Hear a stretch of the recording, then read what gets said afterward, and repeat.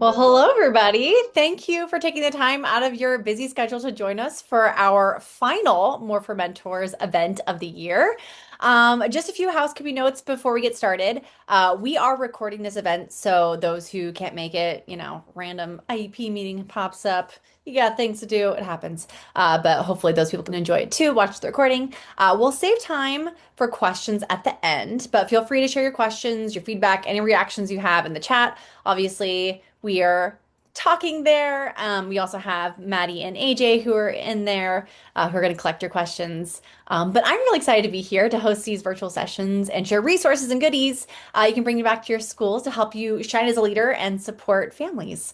The last bell is about to ring. It's bittersweet. And you know what happens next for students? Often it's the summer slide, but it doesn't have to be that way.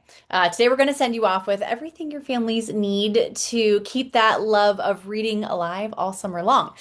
First, I'd like to share with you would help if I go to the next slide. Our mission here at ClassDojo. Our mission is to give every child on earth an education they love. It's something every person who joins Dojo is passionate about, and part of that is creating tools that help you, that make your life a bit easier and definitely more delightful. That's why I'm so excited about this session. Today we're exploring what makes kids fall in love with reading, stay hooked all summer long, and you'll walk away with a summer toolkit for your families. We'll hear from author Rob Buyea, who will share what makes kids fall in love with books and how families can keep the momentum going all summer.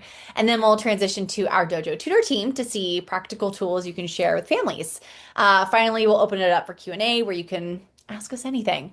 Before we dive in, I want to mention that we'll be sharing that resource kit with you after the event. We will send you an email. It will be in your mentor hub, but we'll definitely make sure you have everything you need to send your students off to summer in a positive way. But first, I want to show you, or better yet, someone else is going to show you something we just launched that's going to make your end of year celebration so much easier and give students something meaningful to take into summer with them. Joining us is Bryan Cash, a game designer for Dojo Islands. Bryan and the team have created an end of year celebration experience that your students can launch right in Islands, complete with a custom printable poster for every single student.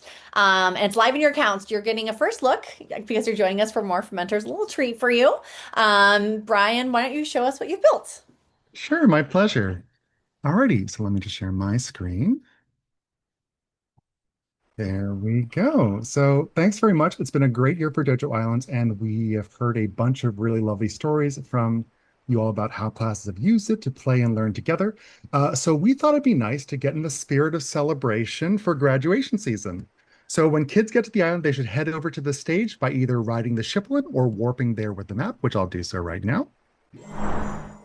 The Dojo Islands team have decorated the stage with a banner and a costume tent where kids can put on their graduation hat, as I'll do right there, and then pose for a nice little picture to Ta-da! share. And of course, no celebration is complete without a party. So the Dojo Islands Rangers have built together a little island with balloon, a dance floor with music blocks where kids can play. It's got costumes and a little cat axolotl that they can play with. And there's also a special message letting kids know that they can keep in touch with their classmates over the summer from a certain somebody. Congrats on a great year! Did you know you can play Dojo Islands at home over the summer holidays? There's a whole new island to explore on dojoislands.com. Hope to see you there. Your friend, Mojo. So the party has a few other playful secrets that we hope you and your class enjoy. I recommend telling the cat axolotl to try and follow you. It's kind of a lot of fun. And besides this as well, we also have a couple things that are going to be on the website. So there'll be a place over here where you can actually print out something for each kid to get a fun cover sheet for their summer packet. And this sheet will look like this. It features the name, a little space where they can draw their monster, and a login code to play at home. So thanks again for a great year. This should be rolling out this week. If you don't see us, give us a message and we'll be happy to hook you up. So again, thank you so much, and congratulations on a great year. Amazing. Thank you for sharing. That's super exciting. I love the summer packet cover because as a former teacher, I know that I printed those summer packets every single year. Let me go back to sharing my screen. Don't you love that phrase? We're all just so used to that. Share my screen. Here we go. Okay. Well, let's get into it. Thank you, Bryan. But our presenter today, joining us is award-winning author Rob Buyea. Rob is a former teacher. He taught third and fourth grade, then high school biology. Whoa. Who then became a writer behind the beloved Mr. Terupt series, the Perfect Score series, and several standalone novels, including What Comes Next, The Daredevils, and Carter Avery's Tricky Fourth Grade Year. I know someone already mentioned that the Mr. Terupt series is their favorite book in the chat. So his debut novel, Because of Mr. Terupt, won the E.B. White Read Aloud Award and has been translated into more than a dozen languages. Rob's books are used in classrooms worldwide, possibly yours, and he's visited students across the globe, which he says is one of his favorite things to do. Rob knows what makes kids love reading because he lived it, first as a teacher, watching his students discover books, and now as an author, creating the stories that kids can't put down. Today, he's going to share with us a bit more. So, without further ado, I'll stop talking. Take it away, Rob. Thank you. I will share my screen now as everybody has.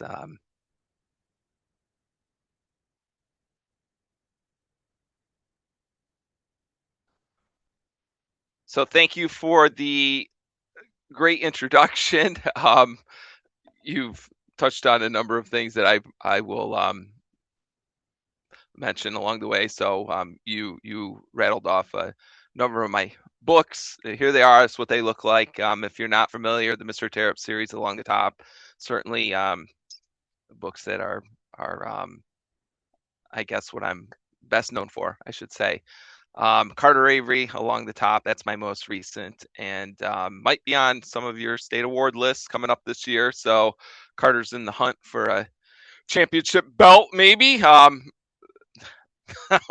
Or not, but I'm excited for that. And yes, I do have the opportunity to travel all over the country visiting students and schools with these different books, and it is definitely part of my job that I love very much. I saw in the chat a number of you mentioned Las Vegas. That's where I was most recently, actually, at the Henderson Reads Festival out there. It was not the best plane ride home, but that's a different story. The actual visit and the students out in Las Vegas, that was of course a lot of fun. So these are the 10 books of mine that are out now, but on the way is this one here. Because of our student teacher, this comes out September 8th. So I don't want to talk about my books a lot right yet, but I'll mention a little bit before we get done. But yes, I was a teacher before becoming an author. So here's a class of mine where I was teaching fourth grade, did that for a number of years, and then here's a bunch of third graders. I did that for a number of years, and yes, after that, I was teaching high school biology at a boarding school, living with high schoolers from all over the world. And during that time, I also spent time teaching summer sessions, as we called it, at the boarding school. I was teaching 7th, 8th, and 9th graders. And at that time, I was doing a little bit with language arts. So a lot of different teaching experiences, and it's been great all along the way. Now, throughout my time in the classroom, professional development was certainly something that I was passionate about. I was serious about. I did a lot of reading with professional materials. I attended a lot of conferences, as many as the school would support, and I was lucky. I was at a place where that was feasible.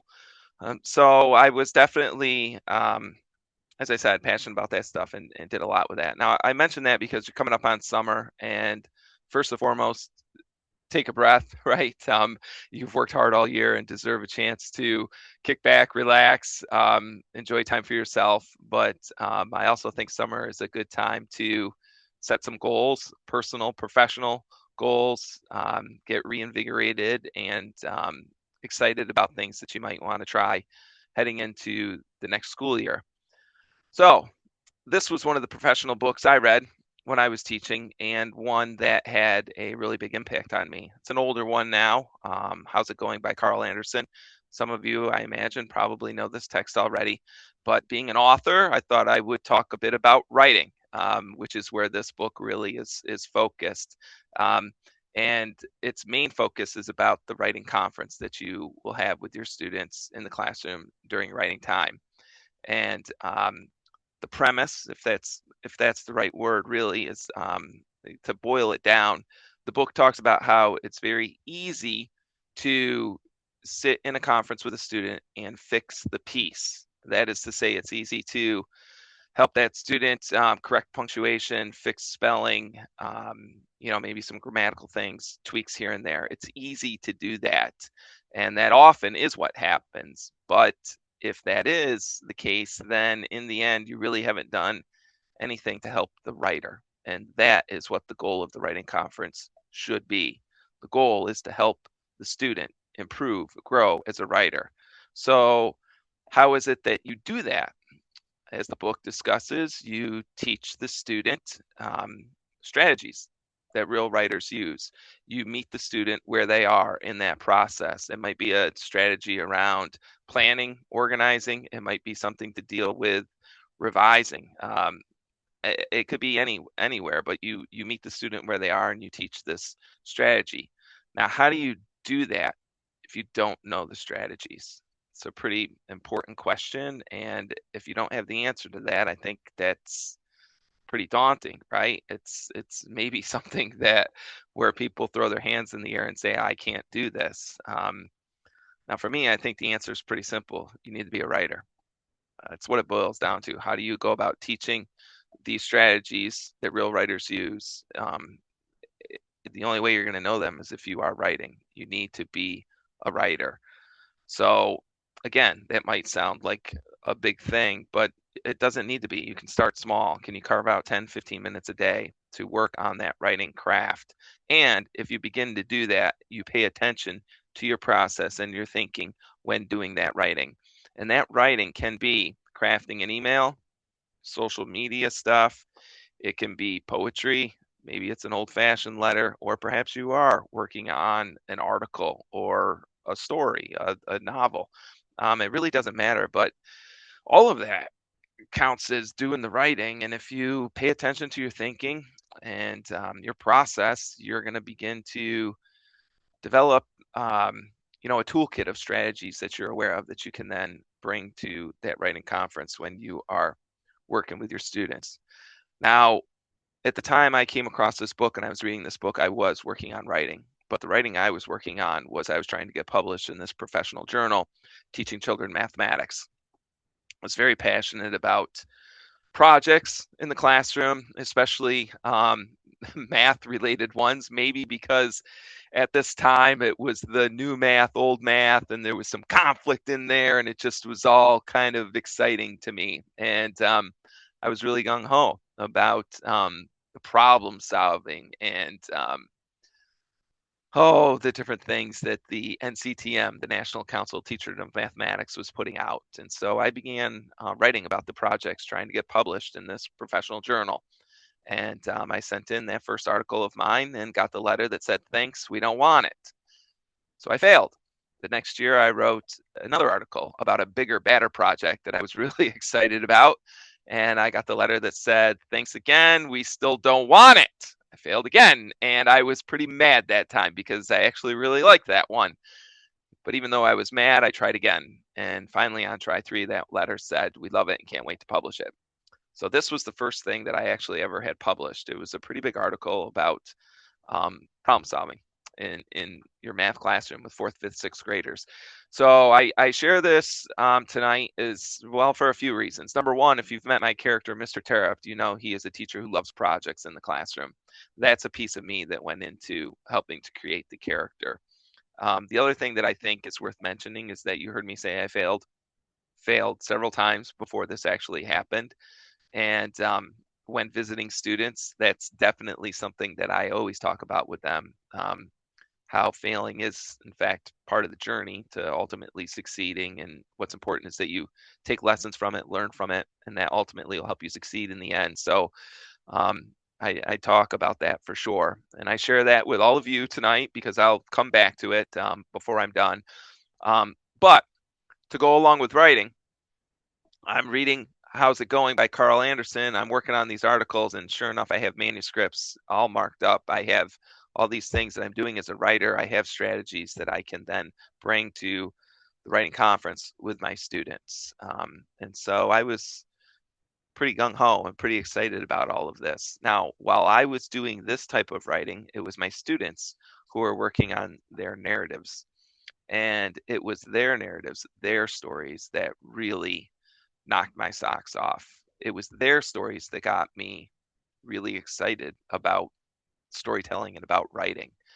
I started writing stories because of my students, and I started because I wanted to become a better teacher of writing. That's really what it boiled down to. It was a Mr. Terupt move, and I say that because it was all about my students. I started writing these stories so I could become a better teacher of writing. I began writing short stories that I would take into school to share with my students on a regular basis. So I had examples of things you could do as a writer, as a storyteller, but mostly it was about participating with them, having fun, celebrating writing, making it a big deal, being passionate about it with them. I dedicate my first novel, Because of Mr. Terupt, to my former students. It's because of them I started writing. I mean, it's because of them I started writing the math articles. It's because of them I started writing stories. It's because of the many wonderful days we shared together. I have a lot of school memories that definitely have helped spark ideas for my books over and over again. But more than anything else, it's thanks to my students I turned my writing switch on. Now, this is another thing I always talk about with students. This thing that I call the writing switch. So here you see a light switch that you can flip on and off. I like to think that every person has inside their head what I call the writing switch. And most likely your students turn it on during writing and then turn it off when writing is over. But what's different for me, I don't turn this thing off. Every day as I go through daily life, I'm busy thinking like a writer, which means my stories and characters are with me. I'm mulling ideas, things around in my head as I go about daily life, doing everyday things, whether it's mowing the lawn or walking the dogs or in the grocery store. The switch is on. And when you're busy thinking like a writer and thinking about your writing in your head, even when far away from the desk, you find ideas come to you many times when you least expect it. And that's exactly what's happened for me many times over now. It's thanks to my students I first turned the writing switch on, and then there came a day I got hit by an idea that grabbed a hold of me and excited me like never before. It was an idea that took off, and it was that idea that put me on the path of trying to write my very first book. I had to. That was how it happened. Now I got started on a manuscript that has never been published. I learned a lot about writing and failing during that time. But I was committed and I was working on it. And then there came a day I was visiting my mom and dad Memorial Day weekend, this exact time of year. My mom was in the garden. I was in the garden with her, helping her out, being a good son. Memorial Day is the end of the school year. I was busy thinking about my students, the projects we had done, the things that had happened along the way. And as I'm in the garden reflecting on all of that, I had these characters come to me telling me about the first day of school. And that's ultimately what sparked Mr. Terupt. That's where I was when the idea was first born, in the garden with my mother, reflecting on the school year. And it sounds pretty bizarre, but it all goes back to the writing switch. Here's another writing switch moment. A picture of my kids and our dog Jack, who was a rescue dog. We got him from a shelter when he was 4 months old. And I'll be honest, we're not going to do that again. He was a great dog, but he came with a lot of challenges. One of those challenges was having him walk on leash. He was terrible at it, but I was stubborn and kept trying. I'd bring him as we walked to school. Well, there's a day when my daughter in the middle had had enough. Daddy, why is he like this? What do you think happened to him? And bang, that was my writing switch moment. What do you think happened to him? Immediately, I was thinking about the dog's backstory. And the story Houdini Dog came to me right away. I knew the dog was a master escape artist. I got home and I began writing Houdini Dog in the year 2013. I did some work. I put it away. I was busy with other projects. I finished those. I came back to it. I did more work. I didn't quite have things figured out yet. I put it away again, did some other stuff, and then I came back to it another time. And when I came back to it the last time, ultimately Houdini Dog became this book of mine, What Comes Next, which came out in 2021.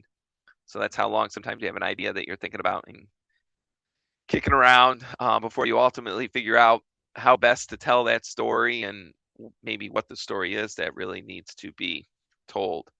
Now, that's a bit about the writing. But in addition to the things that I have talked about already, in addition to the writing switch, what else? And there's certainly a number of other things I could have talked about with writing, but in addition to that, what else is really important for you in order to, um, you know, be the best teacher of writing that you can be? I think it goes back to this: you have to be a reader. Nobody but a reader becomes a writer. I first heard the author Richard Peck say this. He certainly was a beloved author, one of my favorites. Nobody but a reader becomes a writer. The reading is what helps you grow as a writer and storyteller more than anything else. I think that's true is for all of us as adults still, and certainly for your students. Now, in the same breath, on the heels of this, I think this is true. Nobody but a passionate reader inspires reading in the classroom. As a visiting author, I've been in a lot of schools, and I can tell you, I can feel right away if this second bullet point is true or not in that school. You just know immediately. I step into the classroom and I know if it's a classroom where reading and books are loved or not.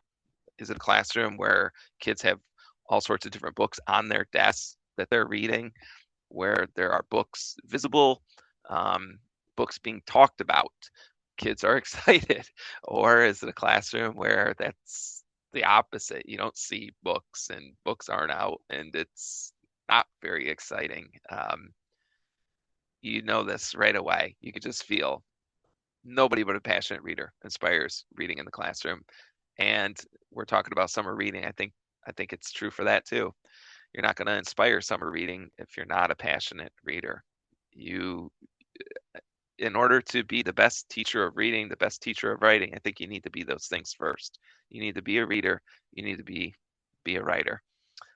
Now, one thing with passionate readers is you love to talk about books. So book talks, a great way to get students excited about reading heading into the summer.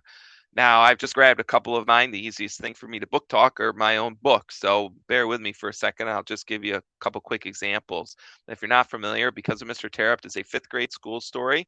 I have 7 kids who I juggle back and forth as they tell you about that school year that features a brand new teacher, this guy, Mr. Terupt. The 7 kids will share with you the good, the bad, and the ugly, the excitement, the mischief, the projects, all that goes on in the course of the school year, ultimately leading to something really big. And that really big thing shakes everything up for the characters and the people around them. And it's all because of Mr. Terupt. Because of our student teacher in the middle. This is the one that's not out yet. It comes out September 8th. I'll drop that again. But take a look at the covers. You'll see they're very similar. And the reason there is because of our student teacher, what I have done is I have taken one of the 7 kids you first meet in the Mr. Terupt series. One of the 7 grows up to ultimately become the student teacher in this new 5th grade school story. I can't wait for this one, by the way. If you are a reader of Mr. Terupt, then of course the question is, who is it? Who's the student teacher? It's been a lot of fun being in classrooms this year, and kids go bonkers asking that question. And of course, I never answer, so I won't reveal it. But you can get online and read about that book now, and you'll find the answer.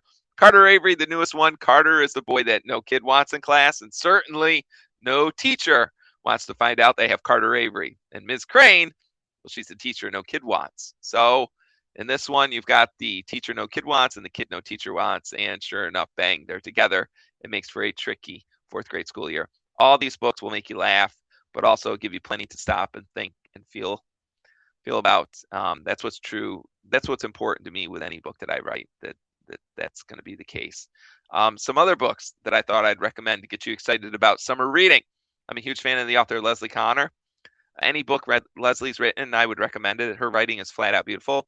In this one, the boy, Perry, lives in prison with his mother. He's not in the same cell as his mother. There's a special arrangement until this new district attorney arrives, finds out about the boy at prison, and says, no way, Perry T. Cook, you're out. So Perry's taken away from his home, his mom, his family being the other inmates he's grown up surrounded by. Very cool cast of characters. All he wants is to get back home. A story of family, hope, struggle, discovery. So good. Kenneth Opel does a lot with fantasy. Fantasy is not my favorite genre, but I love this book by Kenneth Opel. This is fantasy and realistic fiction mushed together. The boy Steve has a baby brother. The baby brother is not doing well. He's struggling, not getting better. Mom and dad are worried. So is Steve. The wasp nest builds outside Steve's window. There's a night when the queen wasp will come to him and say, "Let us take your sick baby brother away and get rid of him. We'll grow you a brand new one in its place. Brand new one will look exactly the same, be perfectly healthy. Nobody will ever know the difference. Let us take your sick baby brother away and get rid of him. Grow you a brand new one." Pretty serious question and situation there. Lots to talk about with that one. Love that book. Quick read. Big fan of Gordon Corman. Now this one, Masterminds, is a series. It's a trilogy series. That's a great thing to get maybe some of your more reluctant readers hooked on, because if they enjoyed book one, well, now you've got more books for them to go to. So this is a great series. A dystopia. World doesn't exist but could. That's what's going on here. Gordon's got a really cool idea with this one. Fast-paced, really good stuff. Paperboy. This one's a little bit older. It has a blurb by me on the front cover. I've been asked to blurb many books over the years. This is the only one that I have blurbed. Loved Paperboy. This character has a very severe speech impediment. He stutters significantly, makes like a character you've never met before. So good. Some historical fiction in this one. Really, really wonderful book. Again, maybe with some more reluctant readers, graphic novels are certainly a hot commodity today. Go for it. There's a lot of great ones out there.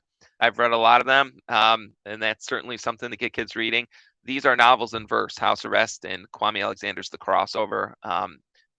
Novels in verse. I love novels in verse, and these are, turn the pages faster, get through it a little faster. Maybe it's not as daunting a task for some of your students, but if you're not familiar with these, they're wonderful. House Arrest will have you laugh on one page and want to cry the next. And then the other thing I would plug are audiobooks. So maybe it's difficult to physically read the book, but perhaps you can follow along as you listen to audiobooks, or you can get through more reading if audiobooks are being played in the car as you travel around. These are 3 wonderful audiobooks. Big fan of all these authors and all of these stories. Really, really terrific. And I just felt that I should share some picture books too, just because I love books and reading, and these are a couple that I really loved. If you're not familiar with the one on the left there, The Uncorker of Ocean Bottles, that's Michelle Cuevas. Get your hands on that. Such a good story. And Wilfred Gordon McDonald Partridge, that's just one that I loved, so I wanted to put it on there. So book talks. Definitely a way to get kids excited moving into summer. There's a lot of teachers who have covers of books they've been reading that they tape to their classroom door maybe as a way to, just keep introducing books and talking about books. One thing that I used to always love to do when it comes time for book order forms, and now that I've said this, I'll be honest, I don't know. It used to be a paper form. I don't know if that's definitely still the case or if these things have moved to electronic now. But with the paper form, whether it's Scholastic or Follett or whatever place you're ordering from, it would be a lot of fun at the end of the day. It would take no more than 5 minutes, really, 5-10 minutes, pass it out, and we would turn the pages together and book talk a few books on each page, whatever I saw that I could talk about. And what happens is if you have a classroom where reading is being talked about regularly like this, well, the book talking isn't just you, the teacher, anymore, but now you've got kids talking to kids about books as they see them going through the order forms. Simple thing to do, but really, boy, did it make a difference and get kids excited about books. And our book orders were always very hefty. Speed dating with books. If you're not familiar with this, you can do a quick Google search and find out more information than what I can share with you just tonight. But basically, imagine a library, tables spread out, and on those tables, there's various books. Your students might have a instruction or guide sheet that they take with them. They sit down to the table and they're guided to look at the cover, maybe rate the cover, the title, read the blurb, maybe even read the first page of the book and then rate things on that. But some sort of guide, you can come up with what you want, but it's a quick interaction with a book. And after a few minutes, you rotate. Kids stand up, they move to the next table, and they now speed date with the next book. So depending on how many students, how big the space, you can figure out how all of that's going to work. The logistics of it, but again, a pretty fun activity in a way to get excited about a number of different books. Some other ideas I think worth mentioning. Reflecting is always a good thing. Can you have your students reflect on who they are as a reader before leaving for summer? And then wouldn't it be nice if you held on to that reflection and they got to revisit it when coming back to start the new school year? But you can see some of the questions on here. Now, to go along with the reflection, I'm big on goal setting, and some of the things that you can include on that. How many books is it that a student's hoping to read over the summer? Is there a specific list, certain titles? How about how much? A day, a week, in terms of minutes, pages, however you want to do it. Now, the one thing I'll say is this is not a one size fits all. This might not work for everybody, but there are definitely some students that if you have them write the goals down, they're wired in such a way that they will hold themselves accountable. If they write down they're going to read 10 books over the summer, they're going to do it. And it's because they've written it down and they're going to hold themselves accountable. I have seen this work with students, with my own children. So I'm not going to say it's going to work for everybody. Rarely something does, but it's worth thinking about. Now, book clubs. If you want to get, the summer to incentivize, inspire, maybe generate more reading, a book club is a great thing that can happen. So how do you go about introducing it? I would model it first in the classroom before students go off on their own this summer. They need to be familiar with it and have some idea of how it might work. You're going to have to decide how long you want it to last before you jump in, but it doesn't need to be long. Maybe 15, 20 minutes. But before you go ahead and do that, you'll have to decide on the book to use and to introduce it in the classroom, something that everybody's familiar with. You read a short picture book and then do it, or a text, or maybe there's a read aloud that you can use. Talk about some of the ways to contribute before doing it with students. So if you've ever been in a book club, there's asking questions and then the different things that are shared, what you like, how you've connected with a character, or how the character made you feel. Popular book club books today, many have guides at the back of the book with discussion questions. Those are there to be used, but you can comment on oftentimes the ending or the writing. And then with a book club, the book club generally meets after the book has been read. And so one of the final things you'll do is talk about what you want to read next as the club. You might come to a consensus together. But the big thing with a book club is you're making it fun. This is very similar to literature circles, if you're familiar with those, but literature circles, I would say, are more academic. And they often happen more than once in the course of reading a novel. Students might have jobs, they might be assessed. It's more academic. The book club, you need to make this fun. How do you go about making something fun? Camaraderie is a big thing for me. Having been a competitive athlete all through my life, I can tell you the thing that I miss most is the camaraderie, the team, the guys that you are around. So with a book club, the camaraderie is going to be kids are with friends. So to back up a second, you might introduce this with your classroom, but you might need to consider as a grade level even. If there's multiple classrooms at that grade level, there's a good chance that your students' friends might be in somebody else's class. So you need everybody on the same page so that those friends can get together and have the camaraderie piece with the book club. Adult book clubs, often maybe you've got some chocolates and some wine and you have a nice evening with it. So how do you bring that to the classroom and make it school appropriate? But certainly offering some sort of drink and candy can spice things up and make it fun too.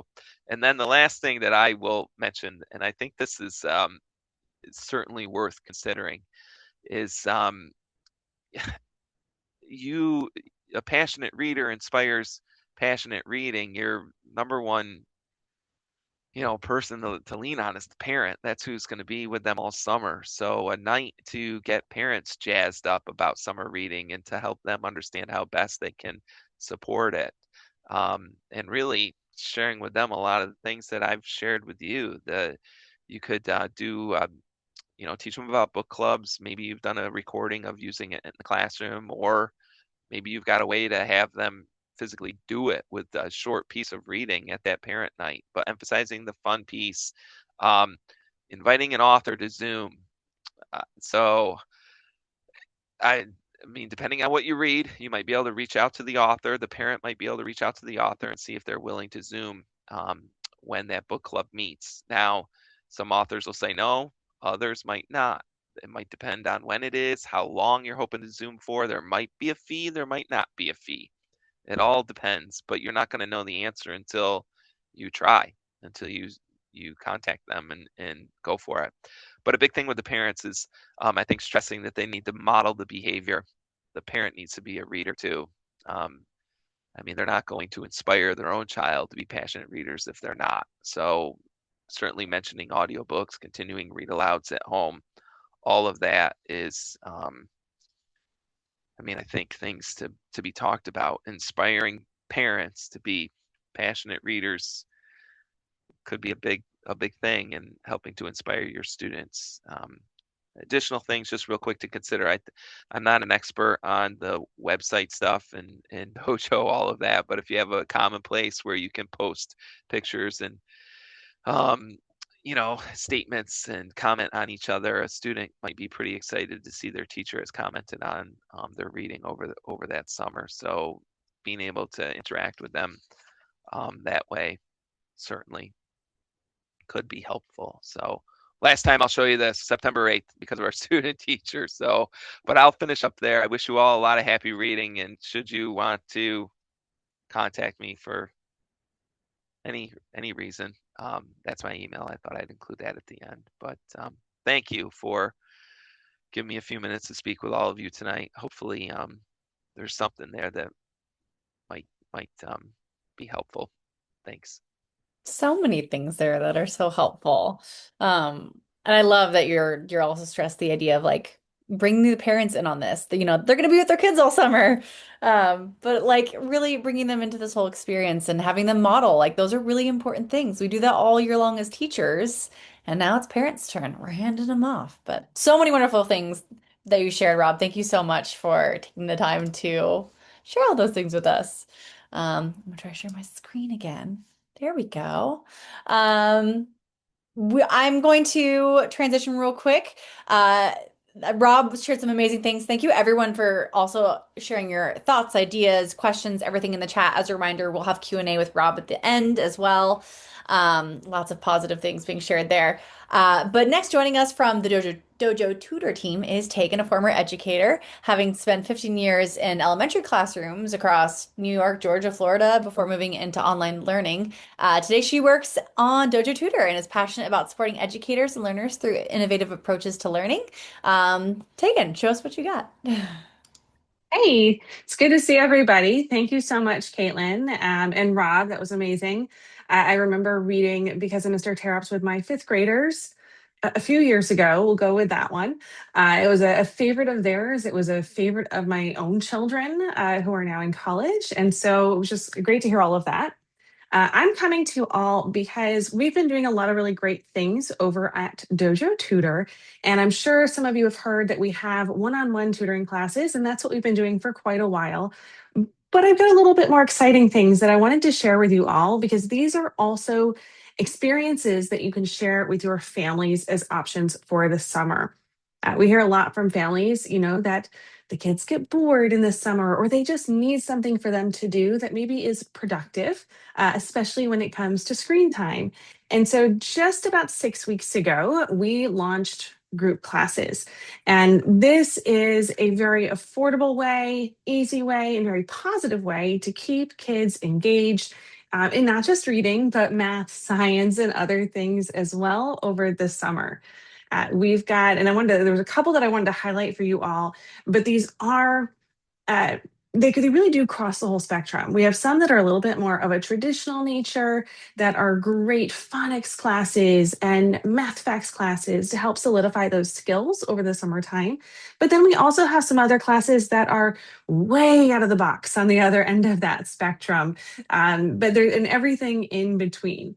And a couple that I wanted just to highlight and share with you all as we go through Spanish classes. We have quite a few classes for Spanish learners. We also have ESL classes. So if you have an English language learner, these are great ways to reinforce that over the summertime.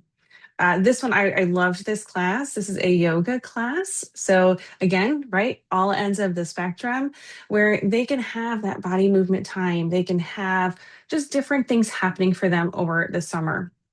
Readers theater, writing, right? Rob was talking about writing. Well, this is a class that has used Minecraft to really drive that engagement in writing. So we just wanted to share these with you all. It'll be a part of the packet that Caitlin is going to be sending out to you all. And it's just such a fun way to get kids continuing to learn and engage over the summer in safe spaces, virtual spaces that really are available across the globe, which is really neat. So thanks, Caitlin. I'm going to turn it back over to you. Awesome. Thank you. Wonderful. We've shared a lot with you today. And the wonderful thing is that we've recorded this so you can watch the recording. But also we're going to send you a packet tomorrow after I get my, get it all collected together, get all your emails, make sure I send it all off. A little packet that you can just print it, stick it on student desks on that last day so they take it home with them. They have those resources. Just a reminder that that little like wonderful colorable, whatever, cover page is found within your class on the web in your ClassDojo. So make sure to find those there because it has each of your students' QR codes so they can log into Dojo Islands, making it really easy for families. They don't even have to think about it.